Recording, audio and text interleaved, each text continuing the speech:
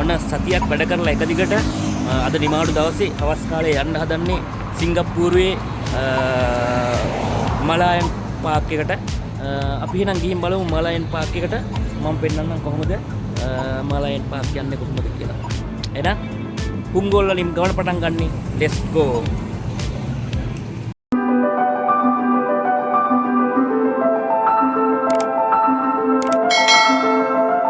මගේ ගමන අද ආරම්භ කරන්නේ පුංගෝල් MRT ස්ටේෂන් එකේ. ඒ තමයි පුංගෝල් MRT ස්ටේෂන්.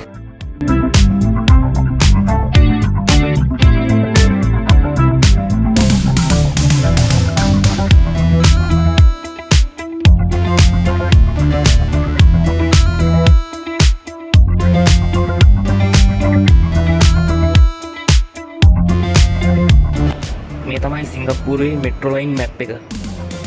අපි බලමු මලායන් පාක් යන්න මෙතන ඉඳලා කොහොමද යන්නේ කියලා. මේ තමයි දැන් මම නැවතිලා ඉන්න තැන පුංගෝල්. පුංගෝල් ඉඳලා යන්න ඕනේ මෙහෙම ඇවිල්ලා මෙතෙන්ට. ඩෝබි ගෝඩ් වලින් මේ තමයි මලායන් පාක්.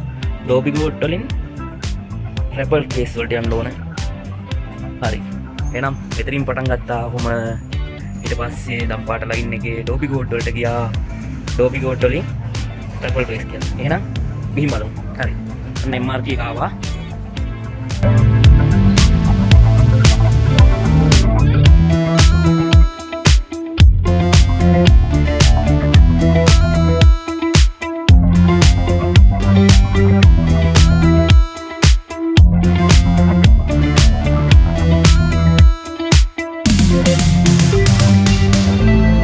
ඔන්න දැන් මම රැපල් ප්ලේස් ඇවිල්ලා MRT ස්ටේෂන් එකෙන් එක්සිට් H එකෙන් එළියට ඇවිල්ලා තමයි මේ ඉන්නේ.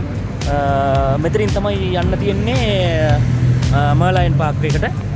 මෙතනට ආවට පස්සේ මෙතනින් එහා පැත්තේ තමයි මර්ලයින් පාක් එක තියෙන්නේ. අපි ගිහින් බලමු මර්ලයින් පාක් එකට. මේ වෙලාවේ හැන්දෑ වෙලාවේ ගොඩක් සංචාරකයෝ ඇවිල්ලා ඉන්නවා මේ වෙලාවේ.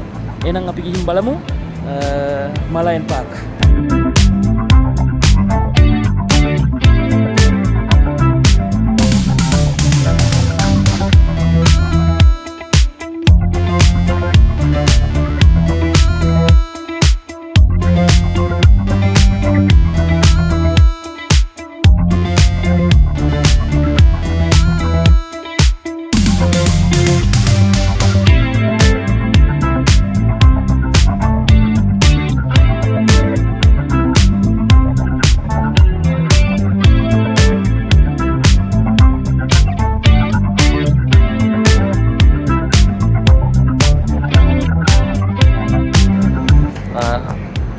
මෙතන මාරම ලස්සන තැනක්. ඇත්තටම මේ මෙතනට ආපුවම මාරම නිදහසක්, මනසට නිදහසක් දැනෙනවා. ඒ තරම් ලස්සන තැනක් මෙතන. හරි. මෙතනින් මේ ඉස්සරහ පේන යන්න තියෙන්නේ මලායන් පාක් එකට. අපි එහෙනම් ඒ පැත්තෙන් ගිහින් බලමු මලායන් පාක් එකට. සිංගප්පූරුවේ තියෙන තවත් ලස්සන තැනක් තමයි මේ රැපල් ප්ලේස් MRT ස්ටේෂන් එකෙන් බැහැලා එක්සිට් H එකෙන් ආවට පස්සේ ඕගොල්ලොන්ට පුළුවන් මේ ලොකේෂන් එක බලා ගන්න. හරිම ලස්සනයි. මෙතන අමුතුම ලස්සනක් තියෙනවා.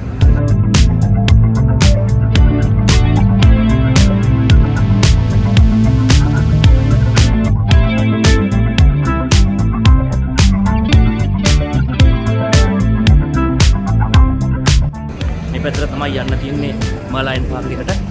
එහෙනම් මේ පාර දිගේ මලායන් පාක් එකට ගිහින් බලමු. මේ වෙලාව ලොකු අවුවකුත් නෑ. හරිම ලස්සනයි. මේ වෙලාව තමයි ඇත්තම එන්න ඕන හොඳම වෙලාව. මොකද ලොකු අවුවක් නැහැ. ලස්සන දර්ශනයක් බලා ගන්න පුළුවන්. අහසත් වල හොඳට පැහැදිලි. අපි ගිහින් බලමු මලායන් පාක් එක පැත්ත මේ වෙලාවට කොහොමද කියලා.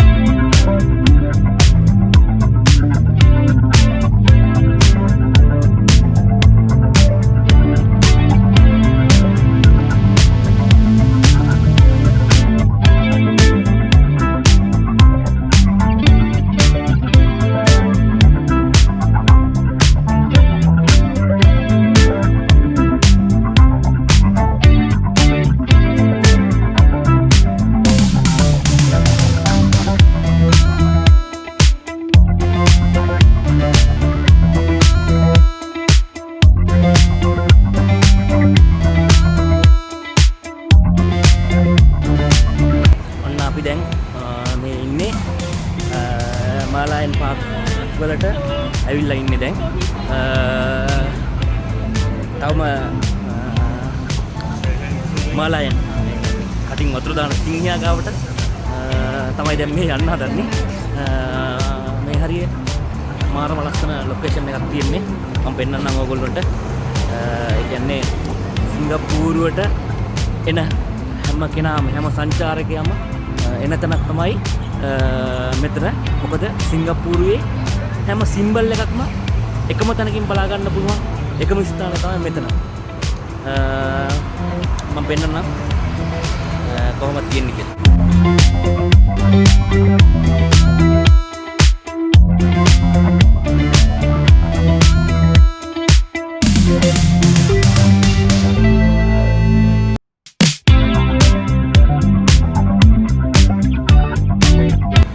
හරි එහෙනම් අපි තව ඉස්සරහට ගිහින් බලමු.